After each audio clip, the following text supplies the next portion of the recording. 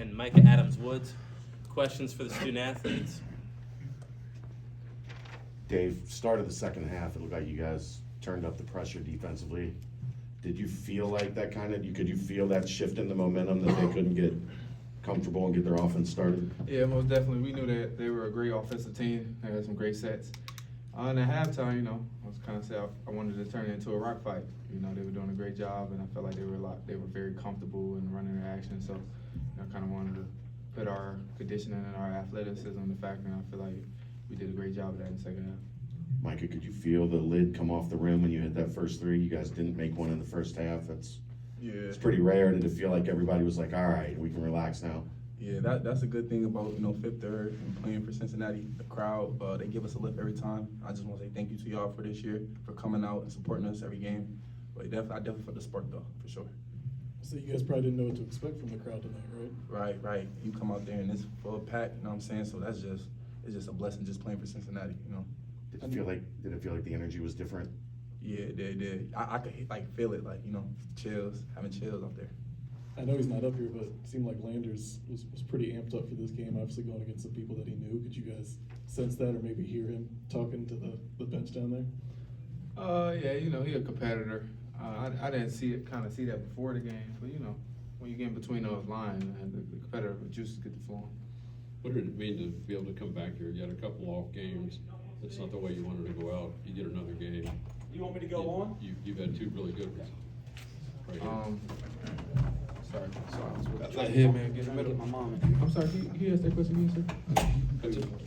Your last couple games weren't what you're used to. You had a good senior day here. You get a chance to come back and kind of do it again. How did it feel? I felt great. Me and Coach had a meeting, and he said respond. That was just my mindset going in. Respond, do anything I can to get a win. I was pleased with our performance, especially in that second half. Coach said that you guys had maybe a little icy relationship early in the rivalry between the two of you. And Who's that? who do you think? Oh, between Mike and I? Yeah, and he said things are good now.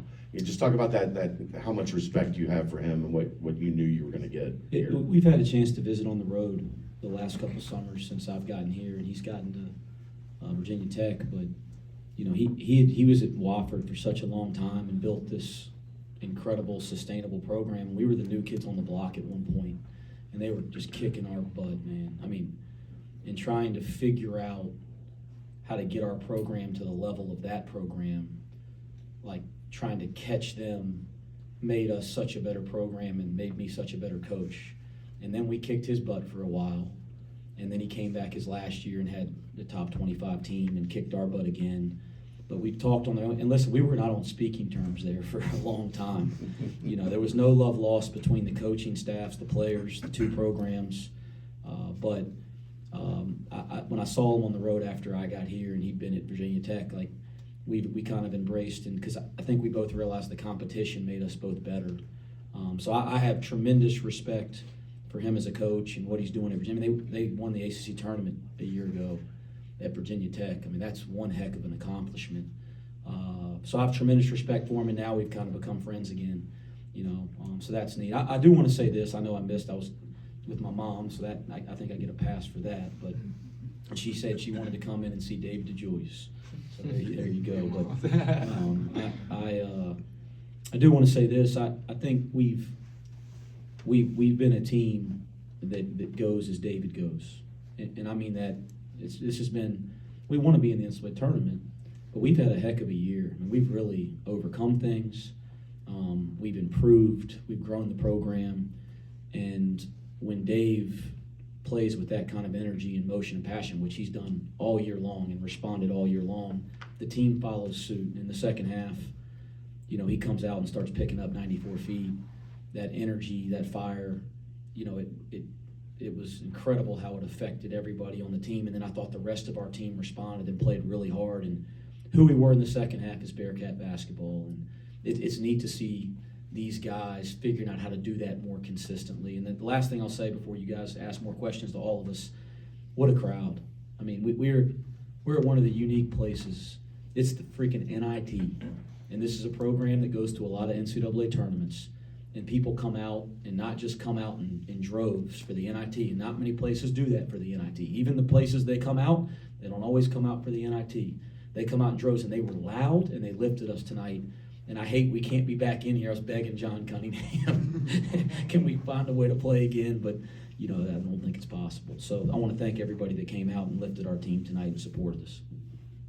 You look down at the rebounding, 42-29 there. Odie finished with 8, Vic finished with 9. What did you think of those two guys' performance down there? Obviously, they had the mismatch there, and they took advantage of it. I thought Odie goes to bed rebounding, he sleeps rebounding, he walks around rebounding. I mean, he was rebounding from the first possession. I think he gets the first basket of the game on an offensive rebound. And he's just been the consummate effort guy all year. I thought in the second half, Vic got to the board a little bit better. You know, Lander starts getting to the offensive board. We started rebounding more collectively, and I was really pleased with our rebounding in the second half. Let's do a few more questions for the student athletes, and we'll let them go. Micah, probably don't know, intensity-wise, again, I know the crowd probably helped with that, but could you feel, whether it was Dave's defense or maybe just the tightness of the game, the intensity kind of crank up there early second half? Yeah, definitely. And like Coach said, and I just feel whenever, when Dave, he had that energy, it lingers onto other guys. And like I said, like when we see Dave going pressing up full court, that makes us want to, get in the grit and be gritty with him. So I definitely felt that energy, and I think Dave started it for sure. The way you guys shoot, did you think you'd ever have a half where you didn't hit one? I mean, you eventually did, and then it was 6, I think, at the end, or 6. And then, like, that's the good thing about, having Odie, Vic, and Landers on them guys getting on the glass, because even though we're missing threes, we're getting second chance points, and, I feel like that plays a big part with us if we're not making shots. How much have you guys grown closing out games? There were struggles and hurdles to get over, and then you had a couple go your way. You have this one tonight, it gets to 6, and then you push that out to 9 and 10. And how much more confidence have you gotten down the stretch? A lot more confident. I feel like what plays a big factor in that is experience. I feel like last year we maybe lost a few close games, and then you got guys, the returning guys have been in those positions and kind of know what to do. And, our coaching staff put together great practice plans. We've been working on situational things down the stretch, and, it's a beauty to see, experience and what you work on in practice coming to fruition in the game. You guys have talked about Dan and how it's coming for him. That little stretch in the first half, is that, just what you guys see every day? He gets a spin move, hits a 12-footer, has a great pass, just flashes so far. Yeah, I call him Diaper Dandy, freshman, talented, still raw, and man, he got so much. It's amazing to see how good of a player he is now, and so much room to grow. I said it before. I stood up here and said, watch out for Tari Eason, and I feel like Dan, can have that same type of impact, and I'm just, excited to be a big brother of his and watch his journey. But he's a heck of a player. So lottery pick, and what next year? I wouldn't be surprised, but he'll do whatever it takes. And I hate it because he didn't get many minutes in the second half, but it was just the right call the way these guys were playing. We were playing great. We put him in. They were attacking him a little bit in the high ball, and these guys were just in a rhythm. So I hate that he didn't get those minutes, because he's deserving of them now, and he's earned his way into our top of our rotation. So we'll expect him to play a lot more against Hofstra. Can you see the difference in him, his confidence, just the way it looks like on that spin move baseline, that might have been a ball that he just kind of wildly put up on the rim earlier in the year. Yeah, this year he goes. What I've seen different, Chad, is his approach every day in practice. He's kind of turned into a sophomore. Like, he's more focused. He's ready to work. He's always been great with his work ethic, but he didn't quite have the purpose because he didn't understand. And for 5 or 6 weeks now, he's been a different dude, kind of like a sophomore. And so you're not surprised when you're starting to see it in games. Any more questions for David or Micah? Yeah, David, so Coach emphasized on your defense here tonight. Second half, you turned it up 14 points. You went 8 of 9 from the free throw line. What worked for you in the second half there to really get things going on the offensive end as well? Oh, I think my defense kind of created offense for me. Just kind of bringing that relentless pursuit. And I feel like, when you kind of in attack mode, the plays just find themselves, at that point. So I feel like that kind of worked for me. All right, we'll let David and Micah go. Thanks, guys. Thanks, Thank you. fellas. Thank you. Appreciate you. Thank you guys. It's really last time, so thank you. Maybe. Who knows? Who knows? I mean, you got a game Sunday. We might be there. Yeah. Tweet at Mr. Cunningham. Bring it back here. Questions for Coach Miller? What did you think when you saw Virginia Tech pop up the other? I didn't get to be here Tuesday, but I just chuckled. You know, I chuckled because, you know, number one, Landers played there, and he played for Mike and for Buzz. He didn't play games for Buzz because he was redshirt. I think a red shirt, but he played a year for Mike. So I chuckled, and then I just saw Mike in the hallway. It's like he said, how many times we played against each other? I said, I don't know, but it was 9 years, and you know, it was again, he is programmed by the time when I got the job at UNCG was already established. He'd been to NCAA tournaments, and he kicked our tail for a while. But after we kind of got our program right, we had battles, and we now enjoy talking about it. We talked about it a couple times tonight. I will say, and I said it to them there, they missed some good looks, and they're a great shooting team, so that this one could have gone the other way to kind of give them some credit there. But he's a terrific coach. That maybe one of the most creative offensive coaches we have in our game. You mentioned yesterday how efficient this Virginia Tech team was from behind the arc. Held them to just 23% tonight. What was really working for you guys there? But It should have been 45. Yeah. They missed some good ones, guys. And guys that shoot great percentages missed some good ones. But we did do some funky things. At least we tried to do some funky things to take them out of rhythm. You know, one time we line up in zone and go man, and we tried to trap them coming up the floor. Then we kind of faked it a couple times. We were switching some things we don't normally switch. We messed it up. But sometimes when you try something, even if you mess it up, it takes people out of rhythm. So I give our guys credit. But they tell you what, they got some pretty good looks there that didn't go, and that's basketball sometimes. And we had that against Houston. We had layups and threes, and they didn't go. So sometimes that's how it goes.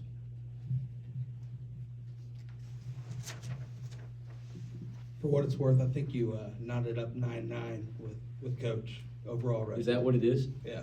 Well, that's something, because I'm telling you, he kicked our tail at the beginning, and then his last year, he kicked our tail after we kicked his tail a little bit. But that's something, because he had a heck of a program at Wofford. 52 points second half. Was that kind of just Dave taking over and defense leading to offense along with the crowd?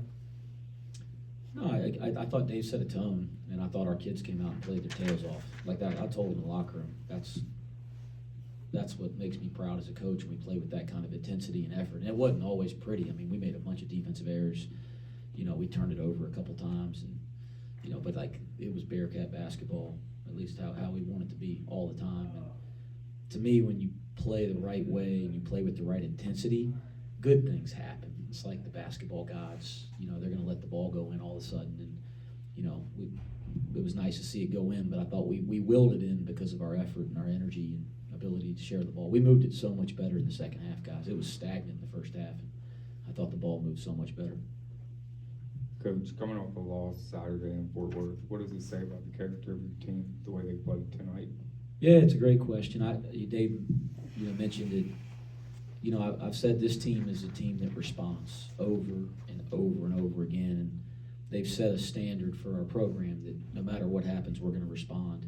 I think what I've been proud of is every time their backs have gotten in the corner this year, they've responded. You know, one thing I've challenged them on all year is let's respond quicker. You know, let's respond in game. Let's respond the next possession, and they've improved in that way all year. But I've never worried because of their character intrinsically that when things aren't going well, they're going to respond. They're competitive guys that are about winning. Dave said at halftime he wanted to turn this into a rock fight. Is that what you heard or your interpretation? He said it to me walking out the court to start the second half. I'm going to turn this into a rock fight. I said, well, we're going to win then.